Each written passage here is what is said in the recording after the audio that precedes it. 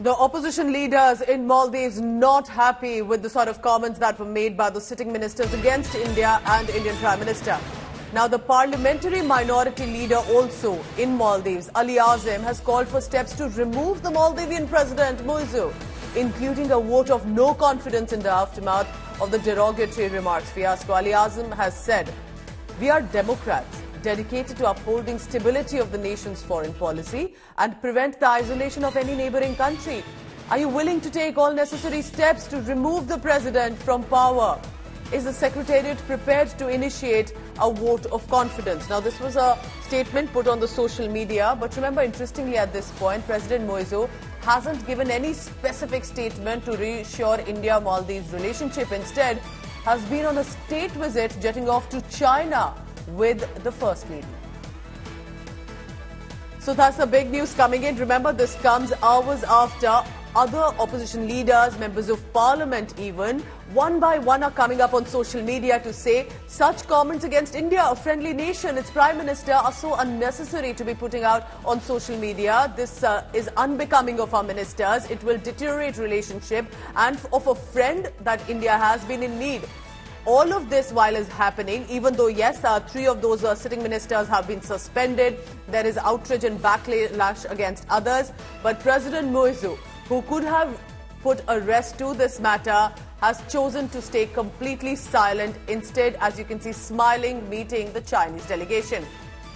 So that is the big news coming in. You're looking at the visuals. While this diplomatic face-off was on, while the envoys were meeting their respective counterparts in different countries, specifically when the Maldivian envoy was summoned here, while the Indian ambassador in Maldives had a meeting of about 28 long minutes in Maldives.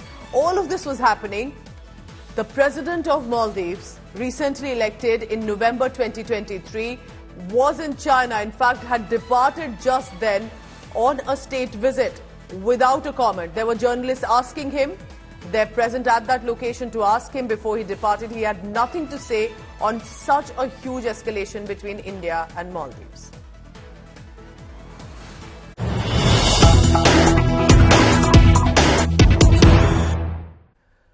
For an island nation that depends hugely and largely on the tourism industry, all major tourism associations in Maldives have condemned and raised concerns regarding the recent remarks by elected ministers, elected political appointees, including leaders who are not ministers.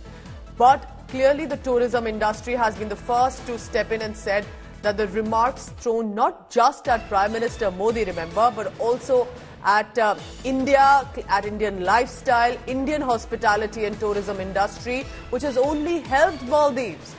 And that has not gone down well with the tourism industry within Maldives. What does this mean? This has very clearly shown that whether it's the opposition leaders or the tourism industry in Maldives, they're all standing against the sitting ministers, the ruling party members, for the comments that have been made, for the sort of jibes that have been thrown at Prime Minister Modi and at India. Remember, one of the ruling party leaders even said, "Is India so delusional?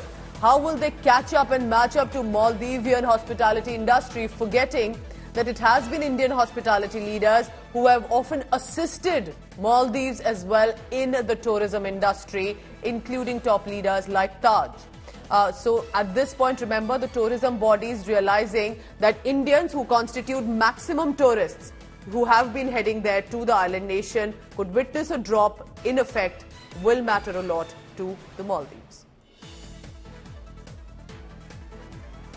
So this has, remember, not just remained on social media site X, but has led to a diplomatic face-off too. Maldives is clearly facing the heat after the sitting ministers made those comments, and not just ministers, other leaders too. And China has entered into the online battlefield. Chinese government mouthpiece, the Global Times, Provoking India, has put out a statement and said that India's long-standing hegemony mentality on South Asia is the root cause of strained relationship with the island nation. Chinese government mouthpiece has also said India shouldn't shift the blame by hyping the narrative of competition with China. This comes at a time when Maldivian President Muizzu, on a visit to China, has hailed China as a valued ally and an integral collaborator, while complete silence on directly referring to wresting the matter about tensions with India. Politics is also escalating here. The Congress party has chosen, while all of this is happening, to slam the Modi government. They are claiming this has weakened ties with Maldives. Congress's Adhir Ranjan Chowdhury claimed that BJP's Modi emerging as a Vishwaguru narrative is fake. That China is the one increasing the dominance among India's neighbor nations. In return, India, he claims, is just battling with weak security. Our Ministry of External Affairs had made it very clear that the ball is in the court of President Muizzu of Maldives. It is the Maldives government which has to decide because it is their reaction. India did not say anything that was either aimed at Maldives or targeting Maldives, or it was only talking about a part of India, about Lakshadweep.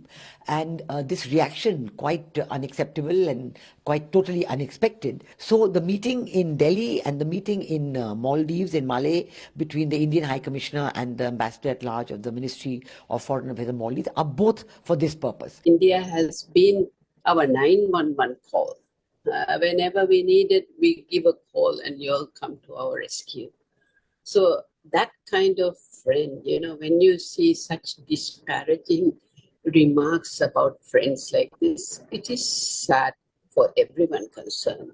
India has always helped us. They have been helping us even in the defense sector with capacity building, providing us with equipment, trying to make us more self-sufficient. It's a very short-sightedness on the part of the present government to really think, that we can really try to not keep the age-old relationship that we have always had with India.